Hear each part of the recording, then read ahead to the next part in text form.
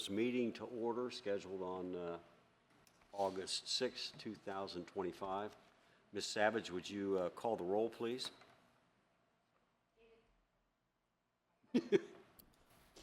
David Cash. Here. Stephen Wanamaker. Here. Gary Gross. Here. Thomas Evans. Here. Jerry Heidenreich. Here. AJ Mintel. Do we have a quorum? Good, thank you. Yes. If you all would join me in a pledge to the flag, please. I pledge allegiance to the flag of the United States of America and to the republic for which it stands, one nation, under God, indivisible, with liberty and justice for all. Thank you all. Okay, first order then would be the minutes from the July 2nd meeting. Has everyone had a chance to review those? Any corrections, amendments, changes? If not, can I have a motion to approve? I'll second it. If you call the roll, please. Mr. Wanamaker. Yes. Mr. Gross. Abstain as I was not here. Mr. Evans. Yes. Mr. Heidenreich. Yes. Mr. Cash. Yes. All right. And if I could interject really quickly, sorry. John Roach, counsel for the city. I've been asked to address the board tonight regarding sign measurement. It's my understanding, before we move on to tonight's agenda, that there was some discussion at the last hearing regarding how to measure the height of signs, what's the appropriate way to do it under section 1220.05 of the code.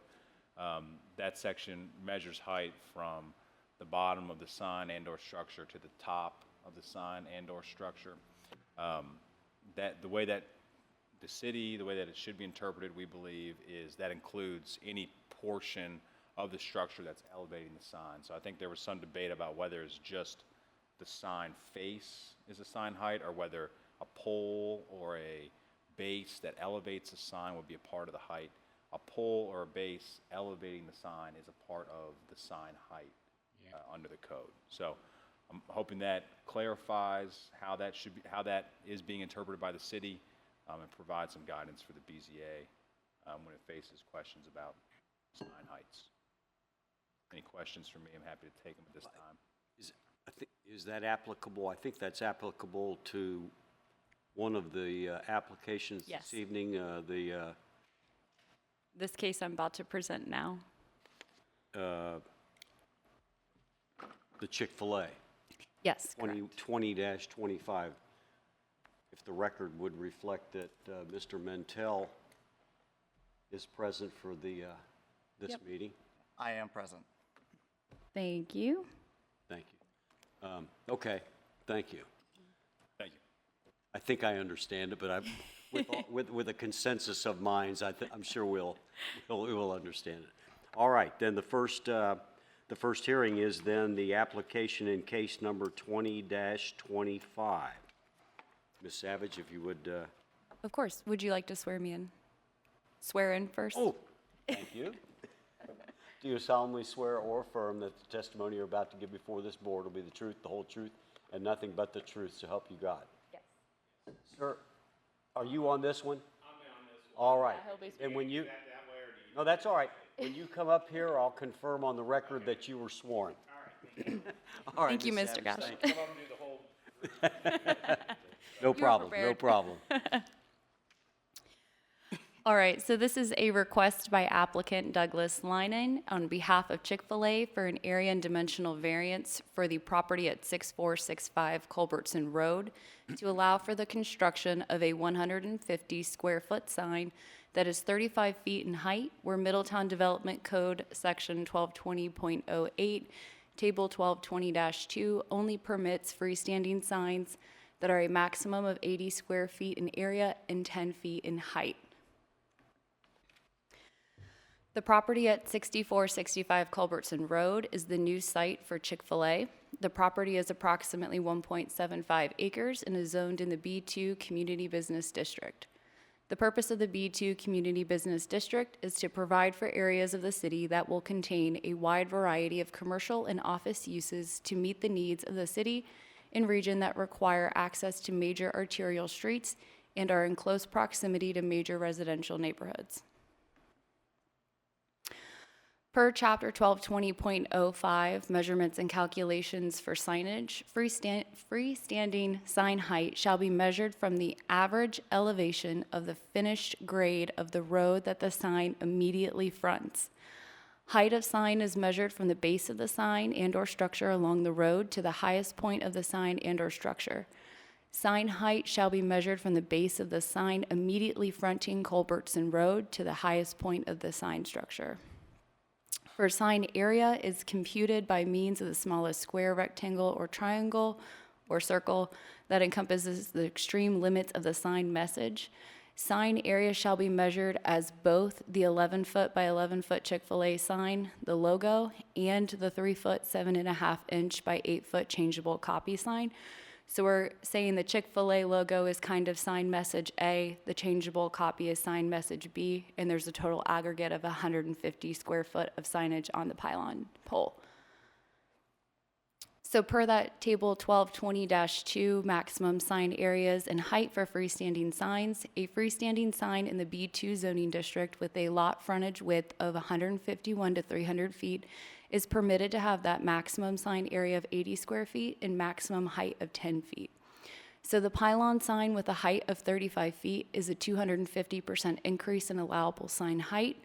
And the aggregate signage area of 150 square feet is 87.5% increase in allowable sign area.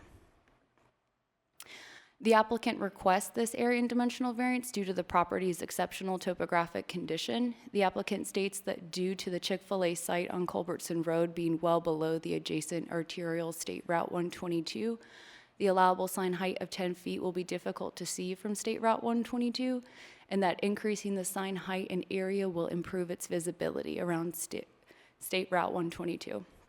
And the image below shows the change in grade between State Route 122 and Culbertson Road.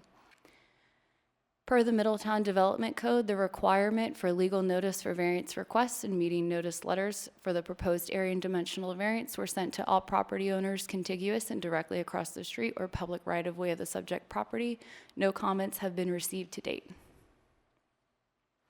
This is their variance application. This is their signage elevation.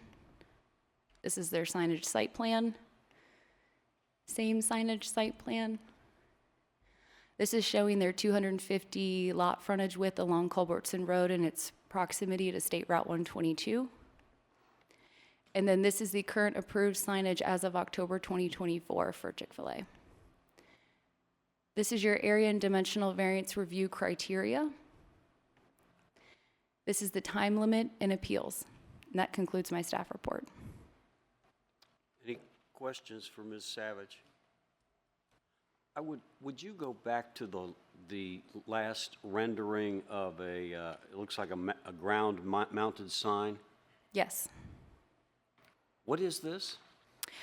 So they had submitted signage plans that were approved in October of 2024. This is their approved ground-mounted sign as of today. And the variance request is to change to the 35-foot pylon sign. So this was originally submitted with the Correct. the Whole signage plan for the entire. Signage plan. Yeah, correct. Does that replace this? Correct.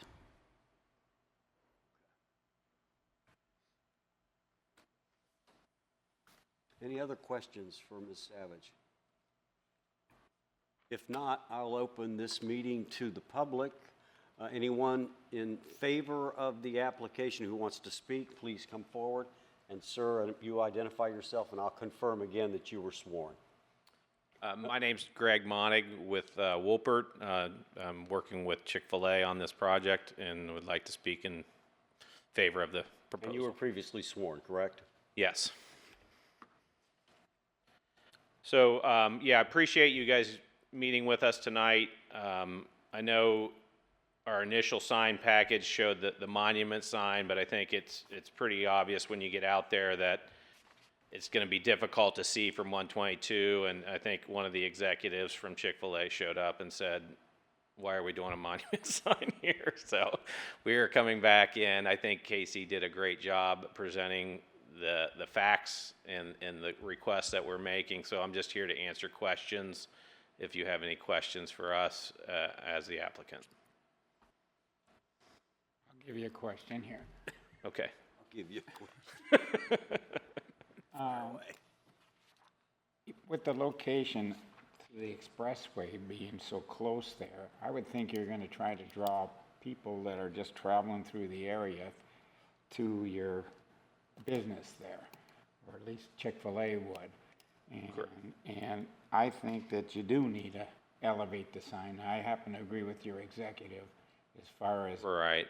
a ground sign just doesn't apply, not only the topography to 122, but also the visibility to the expressway. There's obviously other signs in that area that attract people coming off the expressway as well. So I guess Right. I'm in favor of what you're doing. Appreciate that. Any other questions? I was just gonna ask, there will still be some monument signage, I'm sure, somewhere there on the property in addition to this? No, this would replace the monument sign that we were Okay, I didn't- proposing. There's building signage, you know, Building signage, okay. On the sides of the building, so. Okay, I guess that would be adequate. And there is a highway sign, but I think when you get off the highway, you could easily get lost as to where we're at without this pylon sign for visibility. Any other questions? I have just a couple. Do you know, obviously, in this photograph that we see here, we do know that there's a drop in elevation from the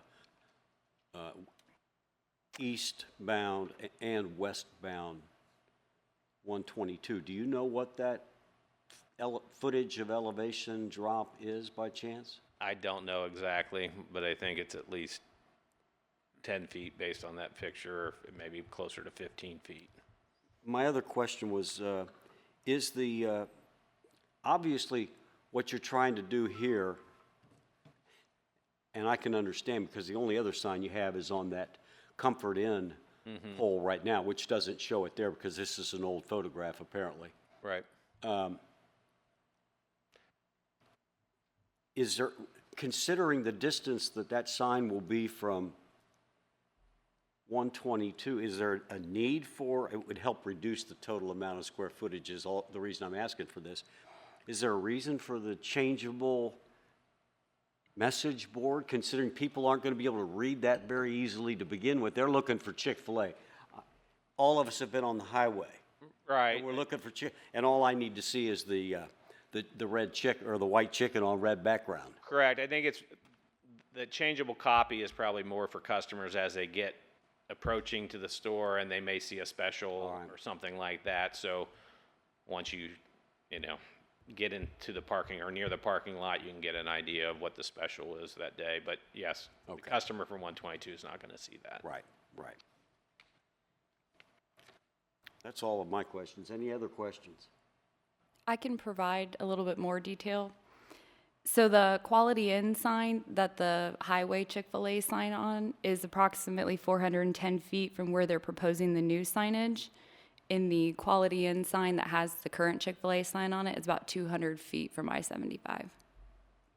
It's about 400 feet between the two signs. Yeah, okay, thank you. And it is an interesting question. The signage that's on the blue signs on the highway, which direct you to gas and food, which is Right. are those all taken up on the south and northbound lanes of 75? Yes, they usually request those, but yeah, there's a limited number, and it's based on closeness to the intersection, and so our store would not qualify real well because you got to go all the way down 122 and back around to it. So they would say your distance is a mile away or half a mile away, where. So the only sign you have to direct people to the west side of 75 is that sign that's on the Comfort on the Inn interstate, yes. stanchion. Right. Okay. So, yeah, that gets them to get off at the exit. And then we're hoping that this sign will help them find the location, because it's back a ways. Well, we had a case, sorry to get off on tangent. We had a case a number of years ago, and I guess the state leases those blue Yes. sign spaces, and unless somebody's lease expires, yours, Yeah, you You're out could of be luck. waiting forever, yeah.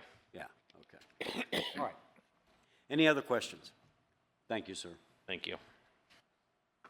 Anyone else wishing to speak in favor of this application, please come forward.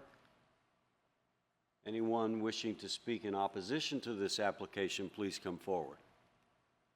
Seeing that no one has approached the dais, I'll close the public meeting. Comments? The only comment I got is this is a difficult spot for people that aren't familiar with the area to find.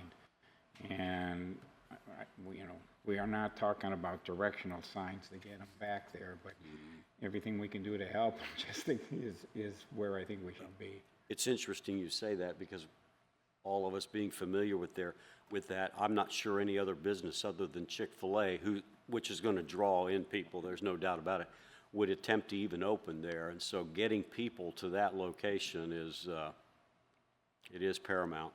I would agree. Yeah, I agree. Starbucks originally had that location, then they decided to build up there by where they are now, or where they are now. Well,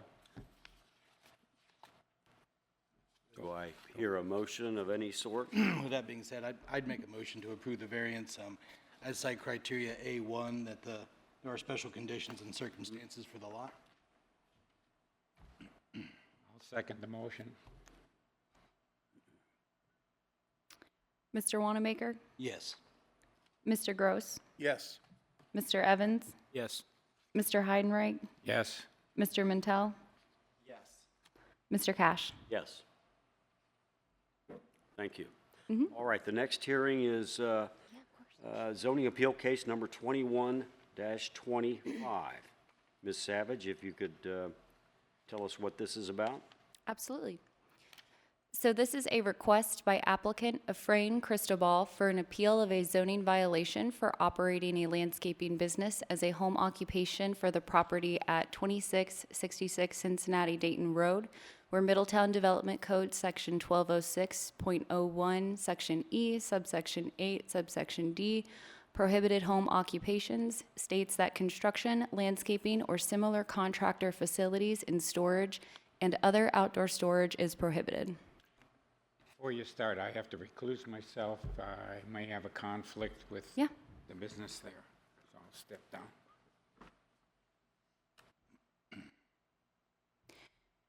So the property at 2666 Cincinnati Dayton Road is zoned in the city's R4 attached residential district. The purpose of the R4 attached residential district is to provide for moderate to high-density residential development, generally located in the core area of the city, and that reflects the historic urban development pattern in and around downtown Middletown. The appeal request comes after the Planning and Zoning Department received a complaint from an adjacent property owner stating a landscaping company was operating at 2666 Cincinnati Dayton Road. One of our code inspectors went out to inspect the property and forwarded the complaint on to zoning for inspection into the alleged landscaping business. I had a conversation with the property owner who did claim that the home was not being used as a business and that no sales or transactions were occurring on the property. The property owner stated that the vehicles on site are his personal vehicles that he uses to work off the property and that all equipment on site is stored in a pre-existing storage shed in the rear yard of the property. The complainant submitted at the request of the zoning administrator, myself, a notarized witness statement stating that business was in fact being conducted on the property and provided staff with date stamp photos as the complainant had indicated. Much of the comings and goings of the equipment for the business occurred outside of the normal 8 a.m. to 5 p.m. window. The two images below were taken from the one on the left was from the reinspection of the property from our code inspector, and then the one on the right was the initial inspection from our code inspector. So A notice of violation was issued to the property owner for the following violations. Middletown Development Code 1226.12B, subsections 1, 3, 5, and 6, that no certificate of zoning compliance was submitted for the accessory use of the property to operate a landscaping home occupation. Middletown Development Code 1206.01E8D, I through 6, construction, landscaping, or similar contractor facilities in storage and other outdoor storage is a prohibited home occupation. And then Middletown Development Code 1206.01E8E, no additional off-street parking or loading facility shall be provided beyond that traditionally used for residential uses. No additional driveways shall be established for the use of the home occupation. So the applicant noted in his appeal that the place is not being used as a building for a business or storage for supplies where it violates the code. The applicant indicates he is self-employed with limited equipment inside the existing barn, not selling anything on site, and movements are simply getting my tools in the morning and getting home in the evening. Per the Middletown Development Code, the requirement for legal notice for variance requests and meeting notice letters for the zoning violation appeal were sent to all property owners contiguous and directly across the street or public right-of-way of the subject property. One individual who received a public notice letter came into the office inquiring as to why they received the letter. Front desk staff spoke with them. I did not speak with them directly. 2 phone calls have been received to date. One individual did not speak in favor of or in opposition of the appeal. They also just inquired as to why they were receiving the letter. And then another individual I received a phone call from stated that they supported the applicant's appeal of the violation. The individual who spoke in support of the appeal stated that the property is quiet and that they have never heard individuals coming and going from the property. The individual who spoke in favor of the appeal also stated that the property owners have also helped other individuals in the neighborhood make their homes look nice, thus improving the neighborhood as a whole. And this is another image that one of our code inspectors took upon initial inspection. This is the zoning appeal application. This is the notarized statement from the complainant. These are images submitted to us by the complainant that were date stamped.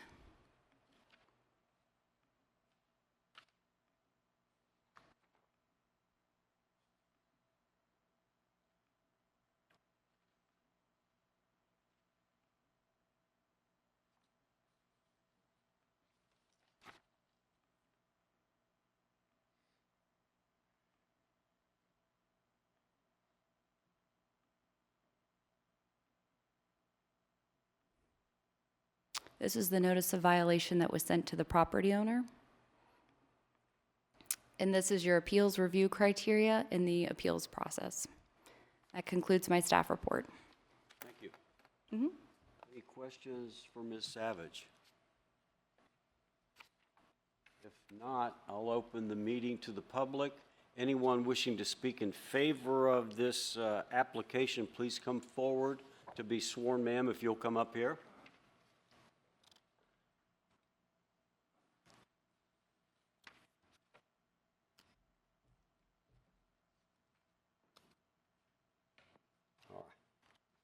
If you'll raise your right hand, do you solemnly swear or affirm that the testimony you're about to give before this board will be the truth, the whole truth, and nothing but the truth, so help you God? Yes, sir. Identify yourself, please. My name is Teresa Martinez. Speak into that. Pull it down to, yeah, that's good. My name is Teresa Martinez, and I live directly on, I guess depending on where you're at, this side of him, of the defendant, or if that's what you're calling him. He's not a defendant. Okay. Well, I live on this side. And for the love of God, I don't know what he's doing wrong. We don't hear him come in. We don't hear his equipment. And I'm directly on the driveway. He did fix up this property tremendously, and he helped mine as well. When he first moved in there, the woman that was there did not have the funds to be able to do what he has done. So a lot of water would drain from that driveway into my drive and yard and make it a mess. And with him going and flattening that out with the concrete that he put there, and he's even planted trees to make it look nice, He's put privacy fence to make it, and enhanced my property as well. So for me, I know he is a contractor. He contracts, but he don't run anything out of his home. You know, I used to do the same thing when I lived in Oxford. I contracted out of my home, but then that's the same thing he does. He doesn't run anything out of there. He doesn't run equipment there. The only thing I've ever heard this neighbor do was when the church people came over and they had a church gathering out back and picnic. That was the only time I ever heard him.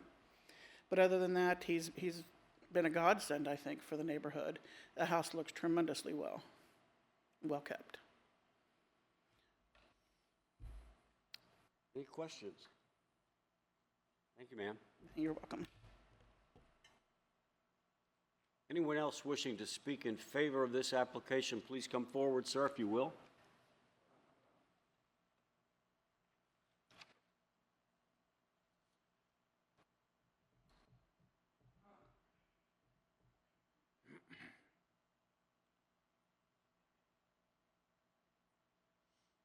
Raise your right hand, sir. Do you solemnly swear or affirm that the testimony you're about to give before this board will be the truth, the whole truth, and nothing but the truth, so help you God?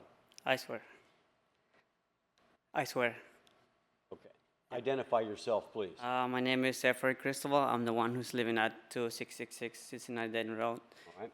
And I'm the one who just moved in. And I just, my goal in here is not like to have a mess with my neighbors. I'm new in here, and my goal is to make something nice and, you know, have like a nice community. But I do apologize if something like a little concerned with my neighbors. And in this case, I have a small business. I'm just starting off in the business. I'm not like selling anything on site or something like that. The only thing that I have used for this, as we saw in the trucks, like there is a lot of them. Two of the big trucks, pickup trucks, those are my personal, one of my brothers and one of mine. And those are just used to put the trailer in and get the trailer out in the morning. And the back truck is the one that I stay on site, and the other small one stay on site too. And that's what I'm doing there. And as you see, there is on the side of the shed, there is like a pile of stuff in there. It's when we move in, I just did some stuff in the house to fix it up. I put some pavers and all that, and I have some leftovers. But it's from the work that I did at the first when I moved in. And I'm trying to see what else I can do with it, and not just to try it, you know, like on trash or something like that. So that's why we see like a pile of pavers in there.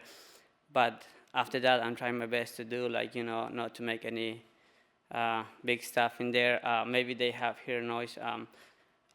When I moved the house, I've been trying to fix little things in it. The house was built in 1958, which means needs a lot of stuff, needs a lot of touch-up in it. So I'm doing that, and that's why, if there is any question or something, I'm here to. Any questions for Mr. Cristobal? I do, sir. Yes.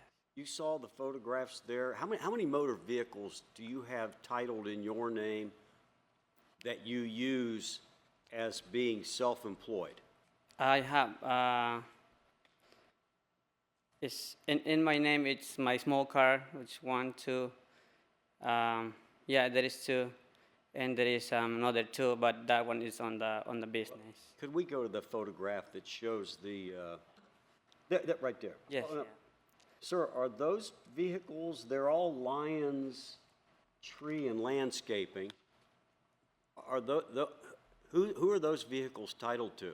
Yes, yeah, the small one right here, that one is on the business name, and the box truck that we saw on the other side is on the business name. But the one in the middle, I just, my brother-in-law is working, sometimes helping us, and I'm renting the truck to put the logo in there. On the titles to the trucks that are in the business's name, is the address on the title 2666 Cincinnati Dayton Road? Not yet. I have to move all that into the No. new address. I'm sorry, I'm not fluent in the Spanish dialect, so Sorry, yeah, I apologize. help me here. That closest truck, that's titled in Lions Yes. Tree and Landscape? Yeah, in lines, yes. And on the title, because titles always have an address for the owner of the vehicle. Yes, yeah. Is it 2666 Cincinnati Dayton Road? No, it's a different address. What address would that be? It's 5228 Mark Hughes Road. What road? 52 Mark Hughes Road. Maud Hughes? Mark Maud yes, Hughes. yeah, That's Mark down Hughes. in Liberty Township. Okay. The second vehicle, is that the same? I Second can the second truck there. Second pickup truck. that one, no, that one. It's it's at the 52 Mark Hughes Road. It's my brother-in-law truck. And the box truck that's at the end there? That one is still on Mark Hughes Road, but it's for the business. Yeah. Okay. And do you are you the owner of this? Yes. Yeah. I'm there. And do you file tax returns with the city and the federal government? Yes. Yeah. Do you have business expenses that you schedule on your tax returns? Yes. Yeah. Like the truck, the one that for the business, we have them for commercial, and whatever that goes into the business, as we have to do it legal. Sales tax has to be reported every single month, and at the end of the year, we have to do the federal tax. So. And you live at this residence? At Yes, yeah, I just moved in 20 there. Yes, yeah. It's just me and my brother, so. And there seemed to be a couple of vehicles that were parked in front of your house. If we can go, maybe I can find that photograph. Maybe that Jeep was one of them, I'm not sure. That's the neighboring property. Okay. I think Candy took a picture of. Oh, yeah, Those right there, trucks. sir. Is this the front yard of your house? Yes, yeah, it's the front yard. And those two, and I see 3 vehicles now driving out of your house. Is that right, what I see? Yes, yeah. Those Okay. are the same parking in the back. The 2 trucks that we saw there is sometimes we get help, so they come in the morning. And the little car that we just saw, it's my car, personal car that I have. And the 2 trucks that are parked, backed in there to the parking, are those belong to people that are driving the other vehicles? Yes, yeah. Okay, all right. That's all the questions I have. Does anybody have questions? How many employees do you have, sir? Right now, it's just my brother. Let me see. We don't have like full employees. Sometimes we got more jobs, so we bring more help in. And if we don't have jobs, so it's like it's just an often thing and all that. So that's what I have. And yeah, we have people come in the morning when we have big jobs, so we call friends and like, hey, if you can help us, so. If they can't, so that's what we're doing. So do you guys operate as one crew, as one unit, or are each of these vehicles kind of out operating as different crews? Yes, yeah, it's like, as I say, if we have more jobs, so yeah, we separate in like 2 or 3 crews. One specializes in the mowing service, and that's one thing. And if we have like landscaping, for sure, is when we bring more help in, and that's why we have to use the other 2 vehicles to tow stuff and all that. Okay, Yes, I yeah. see. Thank you. Any other questions for Mr. Cristobal? Stefan? When do you usually leave in the morning and when do you usually come home? Guess it depends on the day, but what would you think that would be? Yeah, in the morning we start at 7, and we come back like, it depends on the day if it's good or not. So coming in like about 5, or sometimes we have delays for the rain, all that. So sometimes 8 or something. Sure. Yes, yeah. You're not pulling in at midnight or? Oh, no, yes, yeah, that's. Any other questions? All right, Mr. Cristobal, thank you. Thanks. You can go back, have a seat there, thank you. Thanks. Anyone else wishing to speak in favor of this appeal application, please come forward. Anyone wishing to speak in opposition? Sir, if you, no, that's okay, ma'am, we'll swear him in. I don't want to make any assumptions. Do you solemnly swear or affirm that the testimony you're about to give before this board will be the truth, the whole truth, and nothing but the truth, so help you God? Yes. And if you'll identify yourself.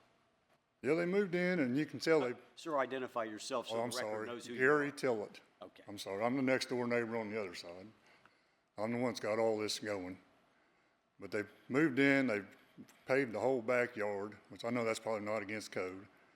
But there's, like I say, there's 3 pickup trucks and 1 box truck. And there's a wood chipper with like 5 trailers back there. They built a lean-to on the back of the barn, the red barn's where they keep all the chainsaws and mowers and whatever. So every morning they're coming in and, loading up mowers and whatever. Then they even, sometimes they come back after dark. I've seen them in there after dark at night, coming in at nighttime, unloading everything. But the lean-to's got like a bunch of bales of straws in it. What's that gonna draw? Mice. You know what I'm saying? And I've been to the city twice on them about their trash. I've got a picture on my phone. They got trash in their driveway right now that hasn't been taken out for like 6 weeks. I don't know why, but you know. But I mean, as far as neighbors, I have no problem with them, but you just can't run a company out of that. You know, it's all the neighborhoods, all residential, all single-family homes. And they've moved in and they've not, you know, I couldn't sell my house now if I wanted to. Nobody'd want to live next door to that. You wouldn't want it in your backyard. You know what I'm saying? I mean, just, it's aggravating, you know. I shouldn't be putting up, we've been there like 16 years, and we shouldn't be putting up with this. You know, he knew it was residential when he bought it. You know, Middletown's got a lot of empty property sitting around that's commercial. He should have went there. Any questions for Mr. Tillett? So these photos that are on screen right here, are these from the perspective of your porch Right, here? yes. Okay. And then, but these other ones that were dated for the end of March, these are from the city. Yeah, well, going out inspecting, right? I got more pictures. I brought more pictures if you guys would like to see them. I think we've got a good picture. I think mean, we have a good picture. I've been of fighting what- this since March, right? I mean, this has been going on way too long. You know, Any other questions for Mr. Tillett? Sir, thank you. thank you. Anyone else wishing to speak in opposition?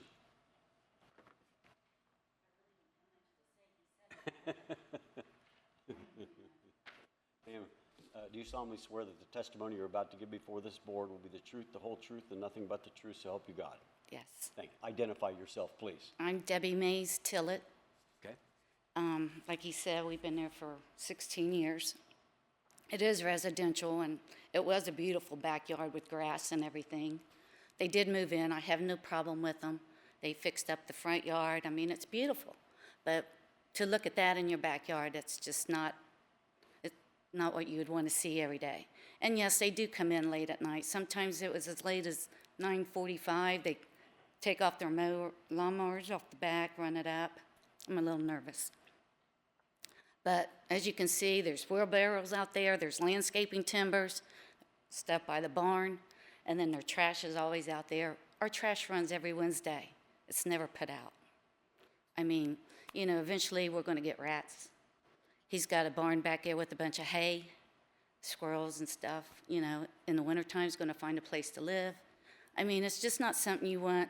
We have a very nice pool out in the back, a nice patio, as you could have seen in the pictures. And we have pool parties. I mean, we don't want our people to come and see that. We've just been trying to work with it. And like I said, I don't have nothing against them. They just shouldn't run a business. You look online, you Google it, you MapQuest it. It's Lyons Landscaping LLC. LLC is a business. You look on it, it says 2666 Cincinnati Dayton Road. I mean, I looked up, it's a 3-bedroom residential area. So, you know, I've been with the city for a long time. I've never had to do this. I hope you listen to us. Thank you, ma'am. Any questions for Mrs. Tillett? Thank you, ma'am. Anyone else wishing to speak in opposition to this appeal, please come forward. Seeing none, I'll close the public portion of this hearing and invite comments. So, I mean, all the evidence does suggest that there is a business that is being run that is a non-conforming use. You know, I don't want to, you know, scare people that are trying to, you know, do their own upstart business, but it is location, location, location, and I'm just, you know, I want the city to expand the, you know, slightly the amount of types of business that are allowed in residential, but this is like a bridge too far, I think. But that's just my 2 cents on this so far. You know, there is a reason why we have zoning, and this is a prime example of it. City fathers back in the day, when they started all this, they did not want a business right next door to a residence. I mean, it'd kind of be, think of it like maybe a McDonald's next to your house, and then a house next to the other, on the other side. You know, that's just doesn't happen the way things are. And, yeah, you're right. I mean, this has all the hallmarks of being a business. Well, I've got to commend Mr. Cristobal for his efforts in his business. It looks like he has a thriving business. There's no doubt in my mind. He's got these trucks, I mean, but the issue is it just can't be done in this zone, in this zoning district. And I think that Mr. Cristobal maybe misunderstands what a business is. It doesn't have to be a building from which you take orders. A business can be on your phone. A business is an endeavor to raise money, to make money. And that's what Mr. Cristobal has here, and it looks like he has a pretty good business, and unfortunately, and the question becomes, and if you look at the appeals criteria, the determination by the planning department shall not be reversed or modified unless there's competent material and substantial evidence in the record that the decision or determination fails to comply with either the procedural or substantive requirements of this code. Well, unfortunately, as an appellate board now, I mean, is there any competent evidence before this board which would indicate that the decision by the code enforcement officer, Candy, is violated procedural or substantive requirements? I don't think I don't think there's any. Unfortunately, I mean, like I said, I'm all for small business. And, Yeah. As you said, it looks like he has a thriving business. Yep. And but unfortunately, with the constraints that we have of the requirements that we had to review these cases, I don't see those things that you're saying. Can I have a motion to affirm who's the actual body that issued the violation? Myself. Is that planning director? No, it's me, the zoning administrator. Zoning administrator? Yeah. That the decision of the zoning administrator was proper and that the appeal should be affirmed? So move. Sorry, was that the appeal should be affirmed? There's been an appeal of I'm sorry.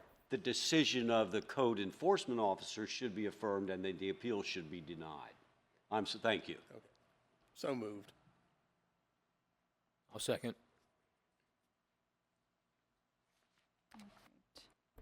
Mr. Mintel? Yes. Mr. Evans? Yes. Mr. Gross? Yes. Mr. Wanamaker? Yes. Mr. Cash? Yes. Thank you. All right. That ends the actual public hearings. Now we'll go to old and new business, and we had continued or tabled the hearing on area and dimensional variance case number 16-25. Ms. Savage, bring us back up to speed. Yes. Thank you. So this is the area and dimensional variance case that was tabled last meeting, number 16-25 for 3305 Atrium Boulevard. This is an amended request by applicant Hallmark Student Development Company for an area and dimensional variance for the property at 3305 Atrium Boulevard to allow for 2 wall signs on the north and west face of the building that are 69.5 square feet each, and 2 wall signs on the north and east face of the building that are 52.5 square feet each, where Middletown Development Code, Section 1220.07, subsection B, 1A, only allows for a maximum sign area of 30 square feet. So the subject property is the Gateway Lofts at Renaissance Point. The property is zoned in the city's BCHP, Business Center Hub Plan Development District. The purpose of the Plan Development District is to provide an opportunity for creative and flexible land development where a base zoning district will not accommodate the proposed development, but where such development will further the purpose of this code and the goals and policies of the master plan.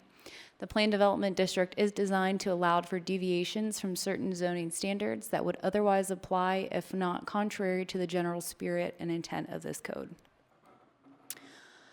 So Middletown Development Code, Chapter 1220.08B states that buildings, developments, or subdivisions that are 100% residential in any non-residential district, such as the BCHP, shall be subject to the permanent sign allowances established in Section 1220.07, which are the general standards for signs at entrances for permanent signs in residential districts, which states that each sign may have a maximum sign area of 30 square feet. So the applicant proposes 4 signs total, 2 69.5 square feet signs on the north and west face of the building, which is a 131% increase from the maximum sign area, and 2 52.5 square feet signs on the north and east face of the building, which is a 75% increase from the maximum sign area. And they are allowed 4 total signs. We're just looking at the square footage of the signs. So per the Middletown Development Code, the requirement for legal notice for variance requests and meeting notice letters for the proposed area and dimensional variance were sent to all property owners contiguous and directly across the street or public right-of-way of the subject property. No comments have been received to date. This is the variance application. This is their site plan.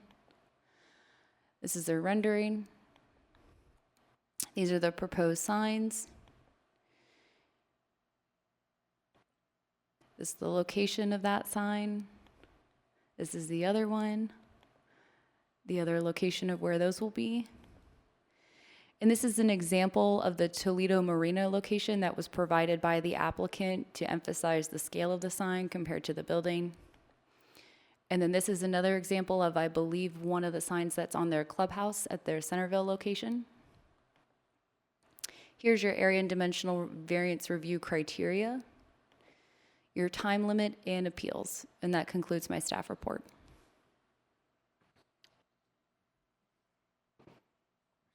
Any questions? Yes. Yeah.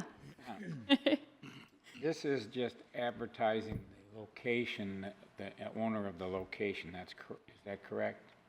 It's a gateway lofts, and in that building, there's numerous businesses. I don't believe that there are any businesses. This parcel is, yeah, it's just 7, I believe it's 7 apartment building complexes and then a clubhouse that's 4 residents, but no actual commercial business activity will take place on the parcel. Thank you. Yeah. Any other I questions? was going to say, so to clarify, the BCHP is for mixed use and anything weird that we kind of want to do out there. But since these are residential buildings, that's why we're following that code. Even though the zoning is flexible. Correct. Yeah, so the overall zoning, it's a part of a planned development that has mixed commercial residential use. However, since our code is kind of funky in the sense that it says is any parcel that's dedicated 100%, and since they own that parcel and it's 100% for residential, that's why they have to be here. Yeah. Thanks. Yeah, absolutely. And Ms. Savage, on Yeah. like this photograph here where it says marina, that square turret, if you will, do we know, is that part of the architecture or is that just there to hold the sign? I believe based upon the meeting last month, he said it is a part of the architecture. It's just a tower that extends off the top of the building. I believe the purpose of it is to hold the sign, but the applicant may be here to speak more to that. Okay. If you could go back to the map or the tentative back. There. And it's sort of hard to read. The east to west road, I think it says Midi Drive or something. Middle Drive. Yeah. Now, thank you. Is that coming on? Are you talking about this drive right here? Yes, that will be south of 122 then, I'm assuming, right? Yes, so 122 is somewhere up here, Okay. and then this is the cross-section down into, so Of Union maybe Road. Okay, if you could, right here. So this parcel's this kind of funky looking thing right here. This Right. is 122, and then 71's over here. okay, understood, thank you. Yeah. Any other questions? I have a question on the square footage of the signage. Mm-hmm. Looking at, could you go to the pictures, those right here? Yeah. That one. Mm-hmm. Are we talking the entire thing underneath the roof up there, or just the part that goes around the lettering? Just the part that goes around the lettering. So think of a line going all the way from the G to the Y, all the way down and encompassing lofts. So per that 1220.05 measurements, we have to measure to the farthest extent of the sign message and the smallest rectangle that encompasses that. So it does include a little bit of that negative space underneath the G and the Y. Okay, thank you. So just to clarify, we tabled this last month because there were discrepancies in the way that we calculated the signage versus how the applicant, so that has all been like resolved, and all of this is Yes, not yes. to say that you didn't do your job. No, just to no, no, confirm. you're fine. Yeah, so you can see on the, when you zoom in there too, they included the sign areas for each sign down there. So you're looking at that entire 13-foot, 10 inches by 5 foot on the side. So that is how we calculate square footage of signage per our development code.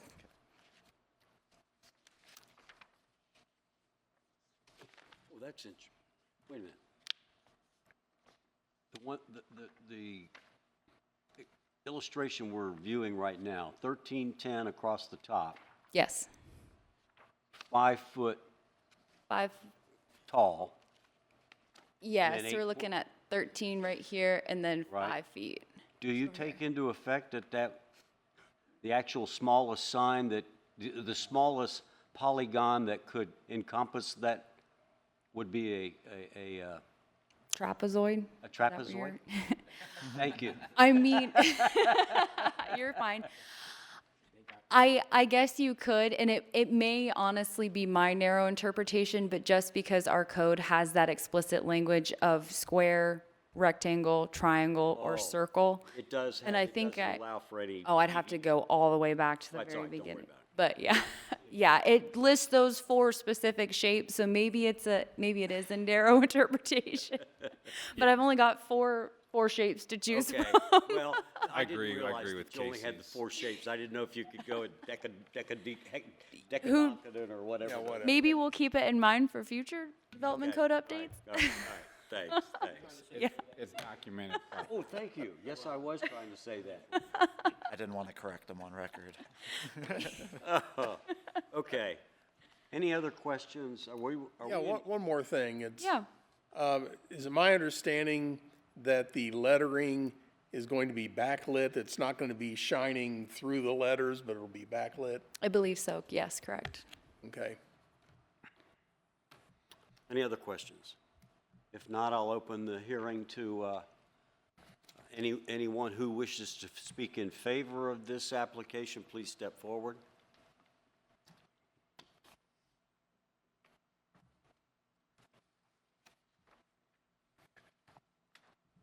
Sir, do you solemnly swear or affirm that the testimony you're about to give before this board will be the truth, the whole truth, nothing but the truth, so help you God? I do. Identify yourself, please. I'm William Tucker. I am the architect for this project. Okay. As spoken about earlier, we submitted drawings at the last meeting, and we measured actually around each of the words, thinking that that was the area. And this revises that to show that actual entire rectangle. Maybe it could be a polyline in the future or something, but these signs are purely just to identify the project as Gateway Lofts. It's an apartment, residential project. But we are trying to kind of fit in with what's in the area.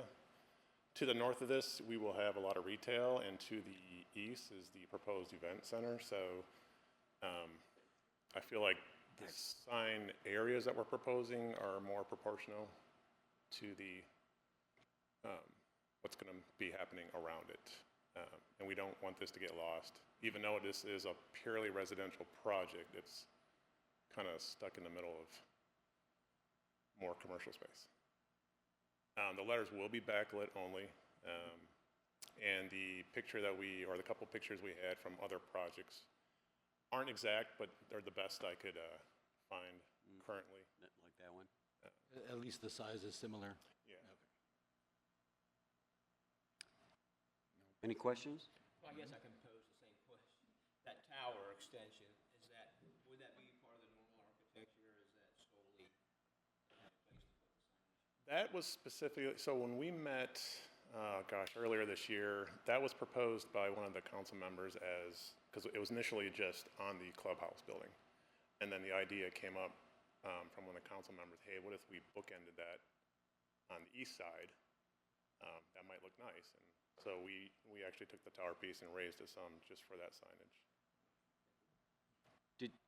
So for Gateway, I think the proposed apartment buildings are 3 stories Yes. high.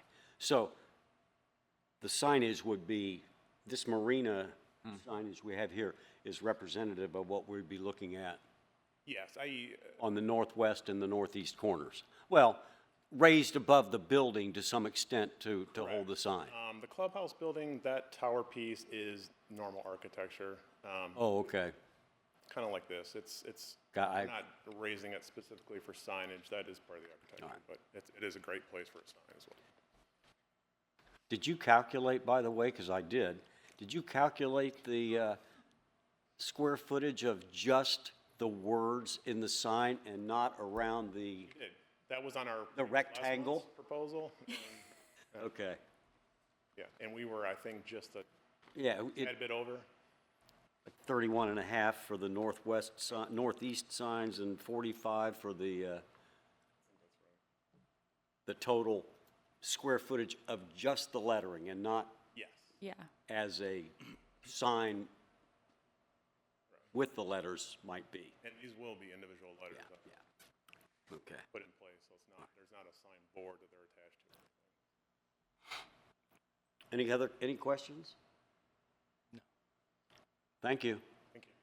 Anyone else wishing to speak in favor of this application, please step forward. Anyone wishing to speak in opposition to the application, please step forward. Seeing none, I'll close the public portion of the hearing and invite comments. Personally, I think it's a good sign because it's up 3 stories and it does tell people on 122 where it is, which is a big reason I'm sure they want to do it. And I like the part that it's going to be backlit, so it won't be obtrusive like big bright white letters coming through that would be kind of garish, in other words. So, I'm in favor of it. And I think you add to the fact that it's going to be actually in excess, the northwest corner will be in excess of 3 stories. So lettering that is going to be visible at 3 stories, and the backlighting will definitely help that. It's an attractive sign as far as I can see in the renderings, and the structure itself lends to the need for, since the structure has been approved, the structure itself lends to the need for a little larger sign. Any other? I'm in agreement with you and Gary, your summations there. I'm sorry. Didn't hear. I'm in agreement with. Oh, okay. I'm still Anyone trying to wish get to used make a the bubble motion? on the top. With criteria? Yeah, I move for approval of the signs based on criteria number I. Special conditions and circumstances exist peculiar to the structure in this case involved. Do I hear a second? I'll second that motion. Roll call, please, thanks. Mr. Heinrich, Yes. Mr. Mintel, Yes. Mr. Evans, Yes. Mr. Gross, Yes.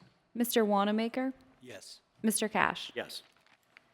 All right, that brings us to, I don't There's, see any new or old business on the agenda, is there? nope, no new or old business, just that previous case from last month. With that, we'll stand in adjournment.